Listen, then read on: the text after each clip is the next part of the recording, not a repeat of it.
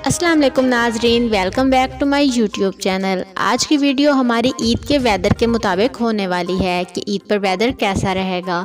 तो नाजरीन, ये वीडियो आप सब जानना चाहेंगे क्योंकि ईद के लिए डिफरेंट प्रोग्राम होते हैं हर बंदे के। कोई कहाँ जाना चाहता है, कोई कहाँ, तो उस हिसाब से आपको पता होना चाहिए कि आपको किस किस्म के कपड़े सिलवाने चाहिए, किस किस्म की आउटिंग के प्लान्स बनाने चाहिए, क्योंकि ईद का मौसम किस तरह होने वाला है। महकमा मौसमियात के मुताबिक एक नया बयान जारी हुआ है जो कि मैं आपको आज की वीडियो में बताऊंगी।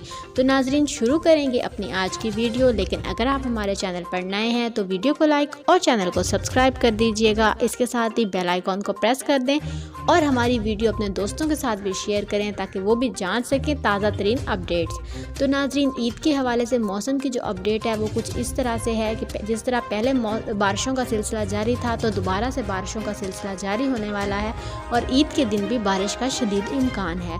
तो ईद के दिन बारिश हो सकती है, ऐसा महकमा मौसमियात का कहना है। तो आपने उस हिसाब से अपनी तैयारियां रखनी है ताकि बाद में आपको कोई परेशानी ना आए।